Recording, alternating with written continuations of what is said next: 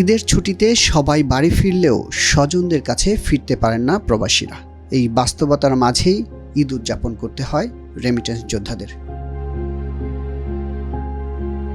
স্বজনদের থেকে দূরে থাকায় ঈদ উল ফিতর কাটাতে হয় নিজেদের কমিউনিটির সাথে সময় ব্যয় করে। দিনের একটা সময় ফোনে যুক্ত হন স্বজনদের সাথেও, তখনই আনন্দ উচ্ছ্বাস ফুটে ওঠে প্রবাসীদের চোখে মুখে। ঈদে দেশে যেতে না পারার বোবা কান্না অনেক প্রবাসী হাসির আড়ালে লুকিয়ে রাখেন।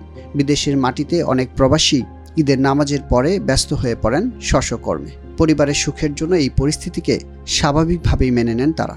আমরা যারা প্রবাসী আছি অবশ্যই কষ্ট লাগে যে দেশে যাওয়ার জন্য, কিন্তু যাইতে পারি না। এই 5 বছর 7 বছর পরে যাইতে হয়। আর ফ্যামিলির তো অনেক মিস করি আমরা। মিস করলে কিছু করার নাই, এই জায়গায় কষ্ট করতে হয়। ওই ফ্যামিলিতে কিছু টাকা পাঠাইতে পারলেই আমাদের হাসি। প্রবাসী তো প্রবাসের হার কি কেনাকাটা, এমনি গড়ের পরিবারের জন্য কিছু টাকা পাঠাইছি, যাও রোজগার হয় অল্প, সীমিত, বেশি না। অল্পতে আলহামদুলিল্লাহ পরিবারের কিছু টাকা পাঠাইছি, এটাই বেশ। কিন্তু মন কাঁদে, বুঝেন নাই, মায়ের জন্য, ভাইয়ের জন্য, বোনের জন্য, সবার জন্যই মনই কাঁদে। কিন্তু যাওয়া হয় নাই, যাইতে পারি নাই। অনেক প্রবাসী আছে এখানে অনেক কষ্ট করে, কিন্তু মন তো চায় যে মা বাবা ভাই বোন সেলিমের সাথে ঈদ করতে, কিন্তু সেটা তো আর হবে না।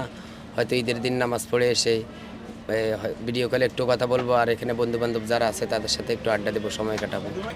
নিজের জন্য কোনো কিছু কেনাকাটা করি নাই, যা কেনাকাটা করার জন্য ফ্যামিলির জন্য টাকা পাঠানো হয়েছে। তারা ঈদ আলহামদুলিল্লাহ তারা ভালো করবে। ফ্যামিলির জন্য কষ্ট করি, তো তাদের জন্য দূর প্রবাসে আসা অবশ্যই তাদের জন্য কষ্ট লাগে, কিন্তু কিছু করার নাই, এটা নিয়তি।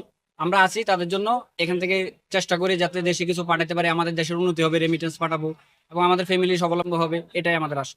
ঈদের দিনে তেমন কোনো পরিকল্পনা নেই, বাট ঈদের নামাজ পড়ে এসে ফ্যামিলির সাথে একটু কথা বলবো, নিজের কষ্টটাকে ভুলে থাকার চেষ্টা করব।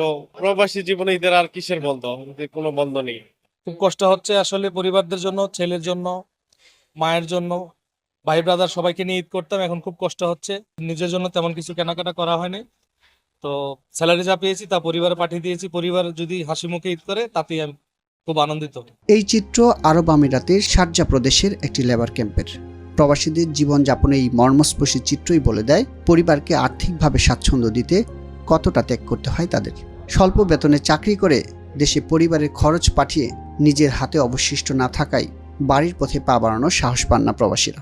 ভাই বাদার ছাড়া, মা বাপ আত্মীয় স্বজন ছাড়া আনন্দ হয়নি। তো দিয়েছি কিছু টাকা, সামান্য টাকা যা কামাই করি, তো ফ্যামিলির জন্য দিয়ে দিছি। আর নিজে কি কিনবো, নিজে কেনার মতো তো আর সামর্থ্য নেই। এই তো ফ্যামিলির সবার জন্যই তো আমরা বিদেশ করতে হয়, কষ্ট হইলো তারপরে করতে আসি। তো আনন্দের বলতে কিছু নেই এখানে, কারণ ফ্যামিলির জন্য, পরিবারের জন্য এখানে আসছি। এখানে তো অবশ্যই ঈদ, এটা আমাদের জন্য কি এখানে তেমন আনন্দ মনে করি না। নামাজ পর্যন্ত আমাদের ঈদ, এরপরে আমাদের আবার কাজকর্ম। প্রবাসে এসে আমরা 24 আওয়ার্স আমাদেরকে কাজ করতে হয়, খুব বেশি কাজ করতে হয়, আমাদের ভিতরে কোনো আনন্দ নেই। সবকিছু মিলে আমরা নিজেদের আনন্দ বিলুপ্ত করে আমরা ফ্যামিলির জন্য, আমাদের পরিবারের জন্য আমরা রেমিটেন্স পাঠাই। আসলে ঈদ বলতে আমরা প্রবাসীরা ঈদের মানেটা কি সেটাও আসলে বুঝি, কিন্তু এটার আনন্দটা কি সেটা আমরা পাই না। এখানে আমরা কর্মব্যবস্থার মাঝে থাকি, কর্ম করে থাকি, বাড়িতে টাকা পাঠাই, আত্মীয় স্বজনকে দিই, পরিবার পরিজনকে দিই, এটাই আমাদের হলো প্রবাস। ঈদ বলতে আমাদের আসলে কিছুই নাই। 30টা রমজান শেষ করে সবারই পরিকল্পনা থাকে যে ঈদের সালাদটা কিভাবে আদায় করব, কিন্তু আমাদের কোনো প্ল্যান থাকে না, কারণ আমরা ঘুম থেকে উঠে কর্মস্থলে আবার ব্যস্ত হয়ে যাই। আর আমরা যতই এখানে টাকা পয়সা রোজগার করি, আমরা রেমিটেন্স আমাদের দেশের উদ্দেশ্যে আমরা সবগুলো টাকায় আমরা দিয়ে দিই। আমরা আমাদের নিজের জন্য আসলে তেমন কিছু আমরা রাখি না। আমাদের যে ঈদের যে আমেজটা থাকে, এই আমেজটা আমরা উপভোগ করতে পারি না। যেমন ঈদের মধ্যে আমরা বন্ধু বান্ধবের সাথে ঘুরতে যাইতাম, বা পরিবারের ফ্যামিলির সাথে ঘুরতে যাইতাম ঈদের আগে ঈদের পরে, কিন্তু এই প্রবাসে এরকম কিছু নেই। সকালে উঠে ডিউটিতে যেতে হয়, আবার রাত্রে আসতে হয়, ঘুমানোরটুকু সময় পাই না আমরা। আর আমরা পরিবার দেশে অনেক আনন্দতে ঈদ যাপন করে, আমরা সেই জন্য ফিল করি, কারণ আমরা তাদের ইনকাম করে তাদেরকে দেশে টাকা পাঠাই এবং তারা ঈদ আনন্দ করে, সেই উপভোগে আমাদের উপভোগ। অথচ দিন শেষে এই রেমিটেন্স যোদ্ধাদের প্রেরিত অর্থেই সচল থাকে দেশের অর্থনীতি।